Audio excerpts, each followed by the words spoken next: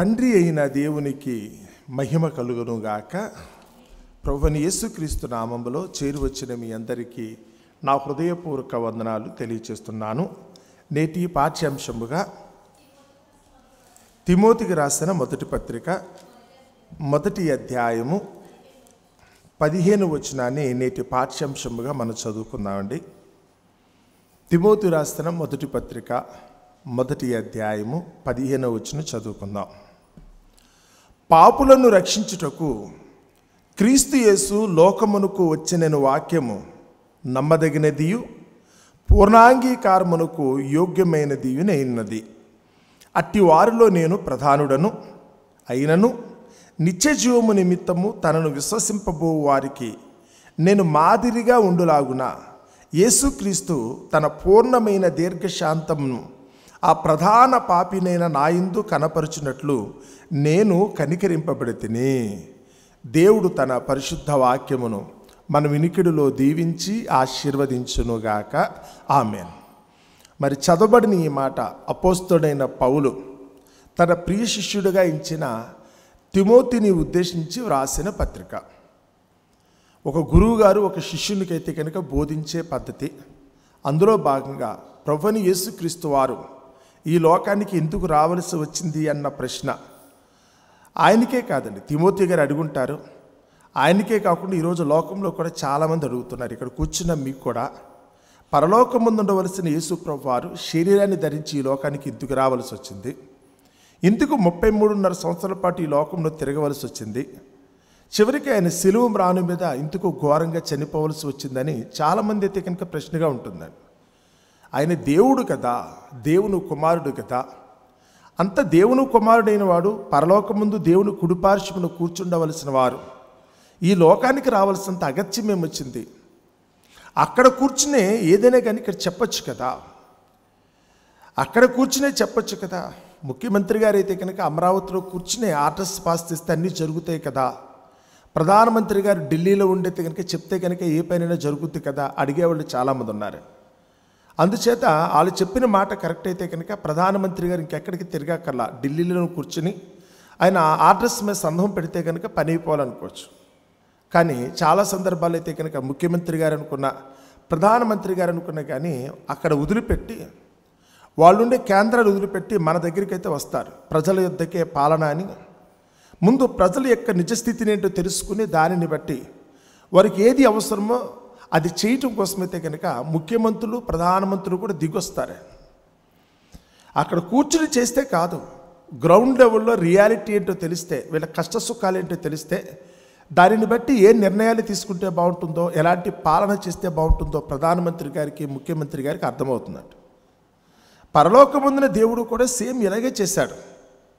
లోకంలో ఉన్న మానవుల యొక్క స్థితిగతుల గురించి దేవదూతల ద్వారా ప్రవక్తల ద్వారా ఆయా సమయాల్లో అయితే కనుక ఆయా వ్యక్తులను బట్టి అయితే కనుక తను చెప్పాలనుకున్నది లోకంలో మనుషులకి చెప్పి తద్వారా మనుషులందరినీ కూడా అయితే కనుక క్రమబద్ధమైన జీవితాన్ని జీవింపచేసేటట్టుగా దేవుని ఆజ్ఞానుసారంగా వారిని నడిపించేటట్టుగా ఆయన కూడా ప్రయత్నం చేశాడు.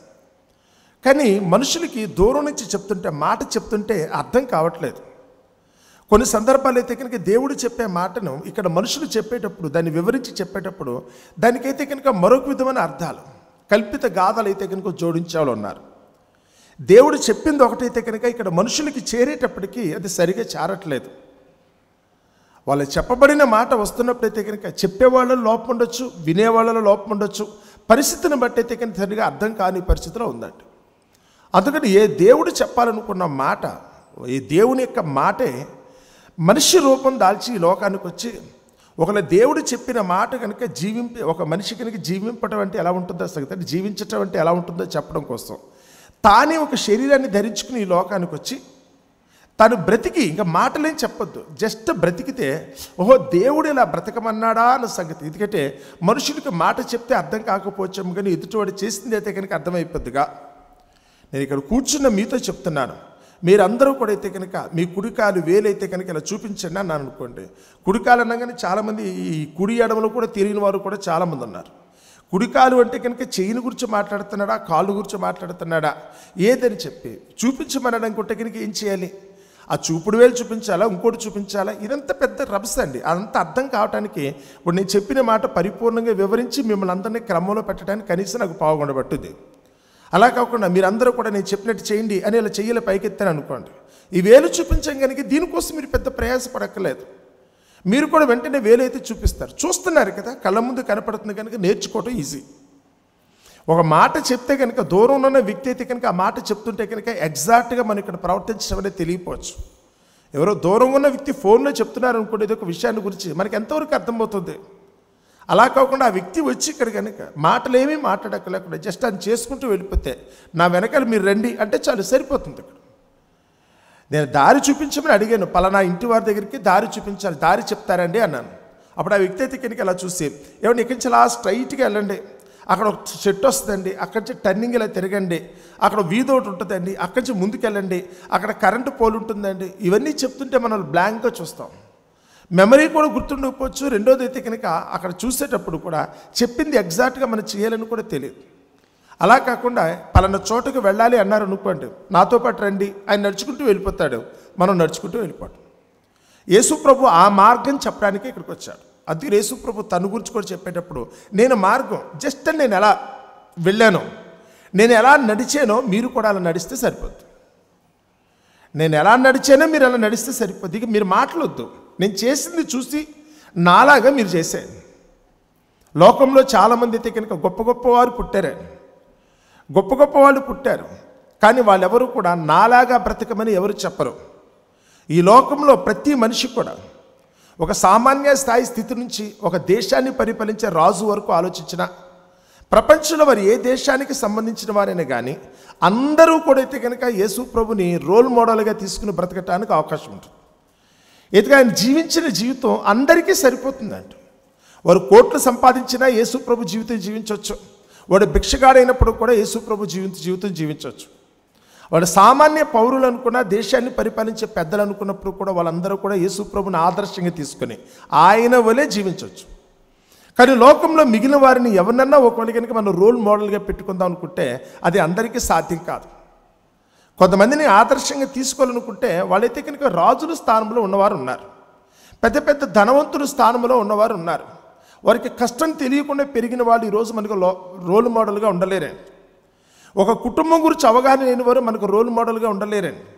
10 మందికి మేలు చేసే సేవ చేసే మనస్తత్వం లేని వారైతే కనుక మనకు రోల్ మోడల్గా ఉండలేరండి.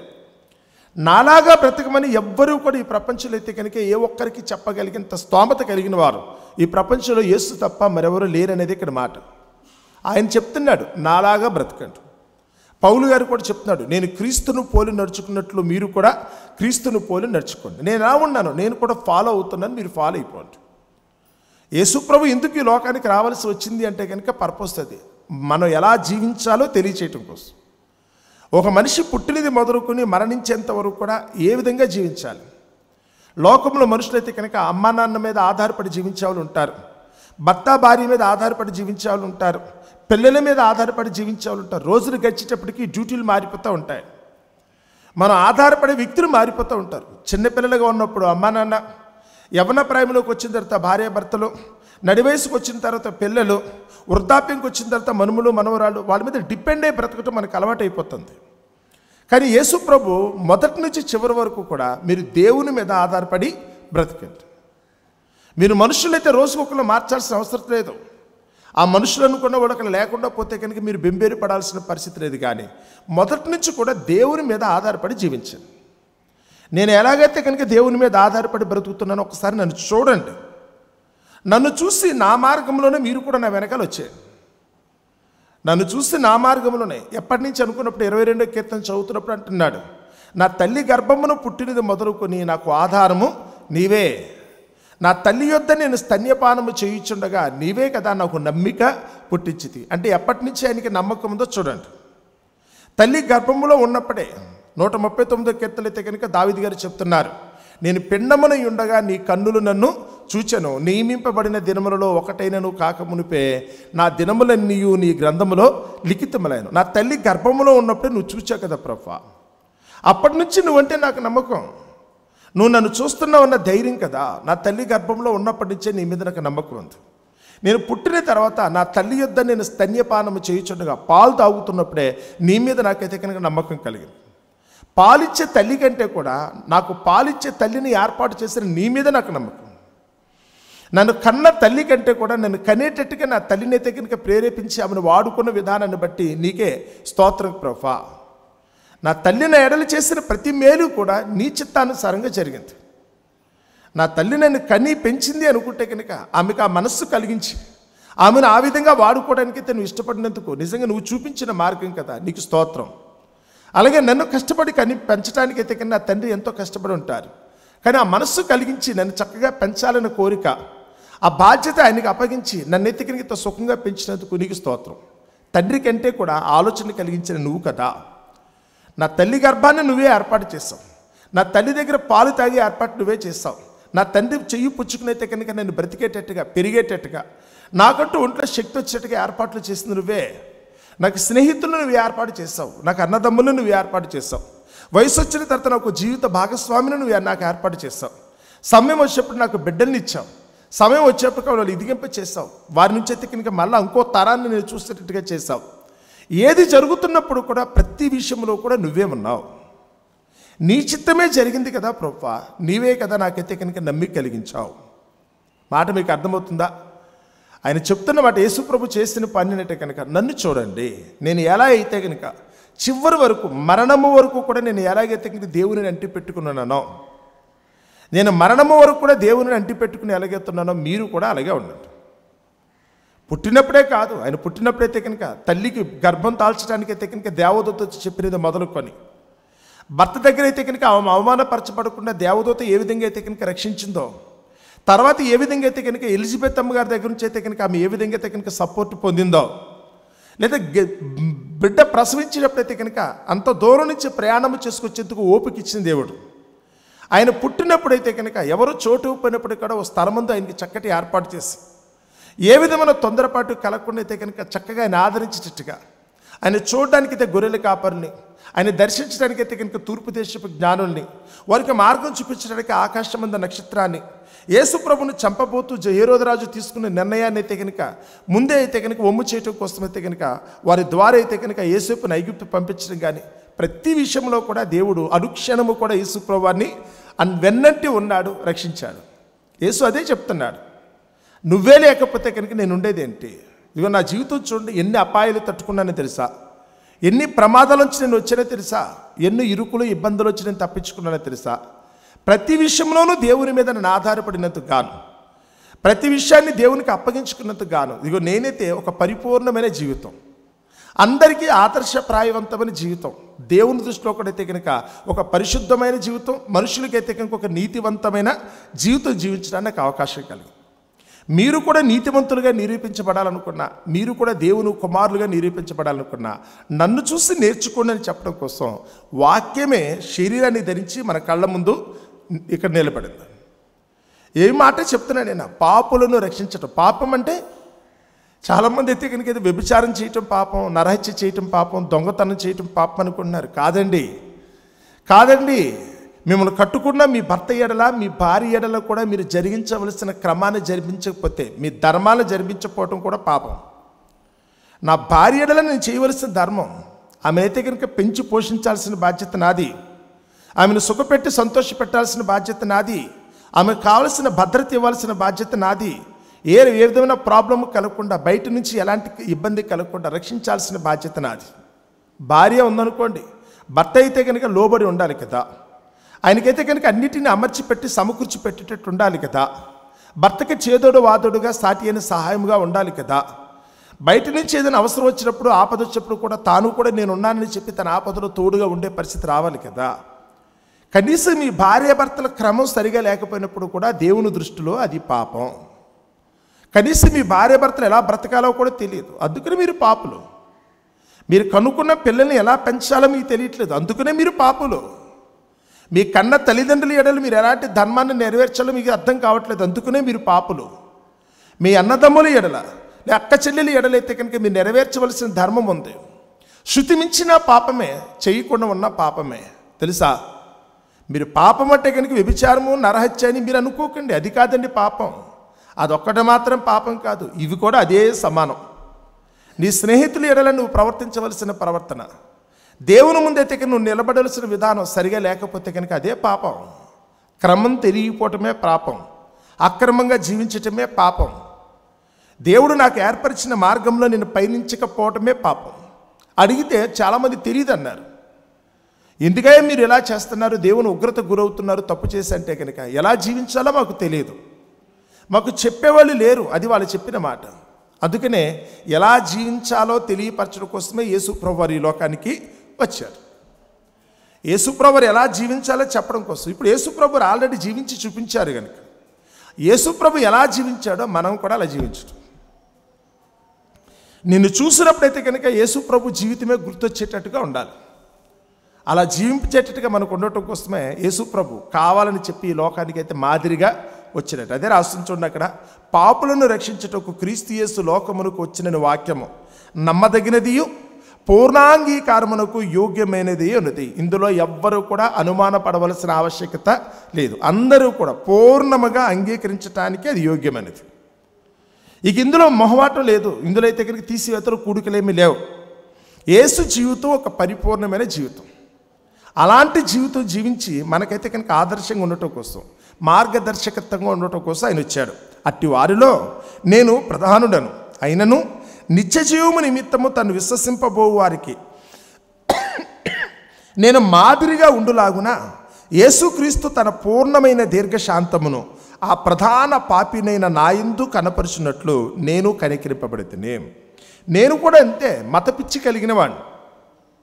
ఆయన చెప్పినప్పుడైతే కనుక ఈ మన పౌలు గారి దగ్గరికి వస్తే ఆయన యోధా మతం మీద ఆసక్తి కలిగిన వాడు. పిచ్చి ఒక విధంగా చూస్తే, మతోన్మాదం అంటారు చూసారా, ఆ యోధా మతోన్మాదం, అలాంటి మతోన్మాదంతో బ్రతికేవాడు పౌలు గారు. యేసు ప్రభు వచ్చి చెప్తున్నప్పుడు కూడా అయితే కనుక వినటానికి ఆయన ఇష్టపడలేదు. యేసు ప్రభు నిమిత్తం సాక్ష్యం చెప్పిన వాళ్ళు ఎవరైతే ఉన్నారో అనేక మందిని చంపేశాడు. ఓ స్టెఫనుని రాళ్లతో కొట్టి చంపించాడు. యాకోబుని ఖడ్గంతో నరికించట్లో ఆయన ముందుంటాడు. ఒక్కరు కాదు, అనేక విధములైన హింసనైతే కనుక ఆయన సృష్టించాడు.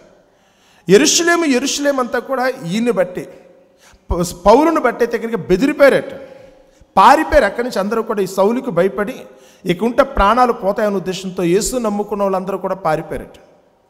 అలాంటి ప్రధాన పాపి యేసు ప్రభు దర్శించేతే కనుక తప్పు తెలుసుకుని మారాడు. నేను వ్యభిచారం చేయలేదు, పౌలు గారి దగ్గరికి వస్తే కనుక చాలా నీతిగా బ్రతికినట్లు లెక్క. పరిశుద్ధమైన జీవితం అని మీరు ఏదైతే అనుకున్నారు, అంతకంటే గొప్పగా బతికాడు పౌలు గారు. ఆయన వ్యభిచారి కాదు, ఆయన దొంగ కాదు, ఆయన హంతకుడు కాదు, ఆయనైతే అధికారంతో చేశాడు. ఒక మిలిటరీ వాడు యుద్ధం చేసేటప్పుడు ఎంతమందిని చంపేసినా అది హత్య కింద రాదండి. సౌలు గారు కూడా అలాగే చేశాడు. కానీ లోకం దృష్టిలో నేను చేసింది తప్పు కాకపోవచ్చేమో కానీ దేవుని దృష్టిలో నేను చేసింది తప్పు. నేను అందుకనే ప్రధాన పాపిని కదా అన్నాడు. నేనైతే కనుక దేవునికి విరోధంగా ఎన్నో పొరపాట్లు చేశాను, అందుకు నేను ప్రధాన పాపిని. నేను నీతిగా ఉన్నాను అనుకున్నాను. అందరి దృష్టి అయితే కనుక ఒక మంచి సాక్ష్యం అది. అబ్బా, ఎంత మతాభిమానం కలిగిన వాడు, ఎంత దైవభీతి కలిగిన వాడు, దేవుని కొరకు ఎదుటివాడిని చీల్చి చెండాడేసే మనస్తత్వం కలిగిన వాడని చెప్పి అందరూ కూడా పౌలు గారిని పొగిడారట. మనుషులందరూ కూడా మతాన్ని బట్టి పొగిడారు, కానీ దేవుని చిత్తానికి అది పూర్తి విరోధం. నీ మతం పేరు చెప్పుకునైతే కనుక నువ్వు చేస్తే కనుక అది విరోధం అన్నాడు. స్వయంగా యేసుప్రభు వారు కూడా మత్తయి సువార్త 23వ అధ్యాయంలో మతాన్ని ఎవరైనా మాట్లాడారు అనుకుంటే కనుక, మతాన్ని బట్టి ఎవరైనా మతోన్మాదానికి దిగారనుకుంటే వాళ్ళు చేసే పనిని బట్టి అయితే కనుక యేసుప్రభు తీవ్రంగా ఖండించారండి. ఈరోజు మతాల మధ్యన కొట్లాట పెట్టుకునే ఎవరైతే ఉన్నారో అలాంటి వారిలో ప్రధానమైన వాడు పౌలు గారు, ప్రధాన పాపి అన్నారు. మతం మీద అయితే ఎవరైతే ఆసక్తి కలిగి తోటివారి ఇబ్బందికి లేకపోతే కీడుకు కారణం అవుతున్నారో వారందరూ కూడా దేవుని దృష్టిలో అయితే కనుక నేరస్తులు కదా అన్నాడు. ఏమి అనుకున్నప్పుడు ఒకసారి చూడండి, మత్తయి సువార్త 23వ అధ్యాయం 15వ వచనం. అయ్యో వేషధారులైన శాస్త్రులారా, పరిసయ్యులారా, ఒకని మీ మతములో కలుపుకొనుటకు మీరు సముద్రమును భూమిని చుట్టూ వచ్చెదరు. అతన్ని కలిసినప్పుడు అతన్ని మీకంటే 2 అంతలు నరకపాత్రులుగా చేస్తారు. మతం ఎంత పనిచేస్తుంది అంటే, మతం ఎంత దుర్మార్గవంతమైనదని చెప్పడం కోసమైతే కనుక ఇది. అందుకని యేసు ప్రభు మతాన్ని స్థాపించలేదని. చాలామంది క్రైస్తవ మతం అంటారు, క్రైస్తవ మతం కాదండి, యోధా మతం కాదని యేసు ప్రభు అయితే కనుక మార్గాన్ని సృష్టించాడు. ఆ మార్గమే ఇప్పుడు చెప్తున్నది. నేను ఎలా బ్రతికానో మీరు ఎలా బ్రతకండి, ఇందులో ఇంకేమీ లేదు. దీంట్లో కూడికలు తీసివేతలు ఏమీ లేవు. యేసు ప్రభు జీవించినట్టుగా జీవించటమే క్రైస్తవ్యం. యేసు ప్రభు జీవించినట్టు జీవించటమే క్రైస్తవ్యం. యేసులా బ్రతకటం, యేసులా బ్రతకటం. ఇందులో ఆచారాలు సాంప్రదాయాలు ఉండవు. దీంట్లో కట్టుబాట్ల గురించో మరొక దాని గురించి ఉండవు. బ్రతుకు అంతే. నీ జీవితం గురించి ఆలోచించుకోవటం, ఒక ఉన్నతమైన జీవితం, అందరికీ మేలుకరంగా ఉండే జీవితం, అందరి చేత కూడా మెప్పు పొందే జీవితం. ఒకవేళ దుష్టులకి దుర్మార్గులకి అది నచ్చకపోవచ్చండి. దొంగలు ఎప్పుడూ కూడా మంచోళ్ళు నచ్చరు కదండి. అందుకని యేసు ప్రభుని చంపేశారు వాళ్ళు. కానీ దేవుని దృష్టిలో అయితే కనుక హితకరమైన జీవితం, దేవుడు కూడా అది చూసి మెచ్చుకునేటట్టు ఉండాలి. నువ్వు జీవించే జీవితం చూసినప్పుడైతే కనుక దేవుడు మెచ్చుకునే జీవితం, అదే యేసుక్రీస్తు యొక్క మార్గం. క్రైస్తవం అంటే కనుక అది రిలీజియస్ కాదండి, మీరు మతంగా తీసుకోకూడదు, అది మార్గం. అందుకని యేసు ప్రభు చెప్తాడు, నేనే మార్గం, నేనే సత్యము, నేనే జీవం. ఒకసారి నన్ను చూసి నాలాగా బ్రతకండి, ఇందులో ఇంకేమీ వద్దు. నేను ఏం చేశానో మీరు కూడా అదే చేయండి. నేను ఎవరిని సేవించానో మీరు కూడా వారిని సేవించండి. ఎవరిని సేవించాడైనా? పరలోకమందున దేవుడు. ఎవరు అంటే కనుక ఆయన పేరు ఉన్నవాడు, ఉండేవాడని అర్థం. మనం పుట్టక మునుపు ఉన్నవాడు, మనం చనిపోయిన తర్వాత ఉండే దేవుణ్ణి మాత్రం సేవించండి. శాశ్వతమైన దేవుణ్ణి మాత్రం మీరు సేవించండి. ఆ శాశ్వతమైన దేవునికి లోబడి ఉండండి. ఆయన చూపిన మార్గంలో మీరు పయనించండి. ఆయన చిత్తాన్ని నెరవేర్చడానికి, ఆయన సన్నిధిలో అయితే కనుక ఎల్లప్పుడూ కూడా కృతజ్ఞులుగా ఉండటానికి బ్రతకటం, ఇదే యేసు ప్రభు చెప్పిన మార్గం. ఈ మార్గాన్ని గురించే పౌలు గారు బోధించారు, తిమోతికి అయితే కనుక అంత చక్కగా వివరించారు. అందుకనే పాపులను రక్షించుటకు క్రీస్తు యేసు ఈ లోకమునకు వచ్చాడు. ఎవరైతే కనుక దేవుని చిత్తము ఎరగకుండా బ్రతుకుతున్నారో వారికి దేవుని గురించి తెలియచేయటం కోసమే యేసు ప్రభు వచ్చాడు. అలా మాటలతో కాకుండా ఆయన తన జీవితంతో చేసి చూపించాడు. ఇదే ఈరోజు మనమందరం కూడా యేసు ప్రభుని బట్టి నేర్చుకోవాల్సిందండి. ఎంతగా అంటే కనుక మరణమే సంభవించిన దేవుని మీద నమ్మకాన్నైనా కోల్పోలేదు. ఈరోజు మన దగ్గరికి వచ్చినప్పుడు కూడా పరిస్థితులన్నీ బాగున్నప్పుడు దేవుడిని నమ్ముకోవటం కాదండి. పరిస్థితులు అయితే కనుక విభిన్నంగా ఉన్నా, పరిస్థితులు బ్యాడ్ అయినప్పుడు కూడా నేను మాత్రం దేవుణ్ణి మాత్రం విడిచిపెట్టాను. అందులో మరణమే సంభవించవచ్చు, నో ప్రాబ్లం ఎట్ ఆల్. నేను చనిపోయినా కానీ నేను వెళ్ళేది దేవుని దగ్గరికే కదా. నేను చనిపోయినా కానీ వెళ్ళేది దేవుని దగ్గరికి కనుక నేను ఎందుకు భయపడాలి? చావును గురించి నేను ఎందుకు కంగారు పడాలనుకున్నంత స్థిరమైన బుద్ధి మనం కలిగి ఉండేటట్టుగా ప్రయత్నించేట. ఇక్కడ కూర్చున్న మనము కూడా ఇదే ఆలోచనతో బ్రతకటానికి, ఆ దేవుని చిత్తాన్ని నెరవేర్చడానికి మనందరం కూడా ప్రయత్నిద్దాం. అట్టి కృప దేవుడు మనందరికీ అనుగ్రహించునుగాక.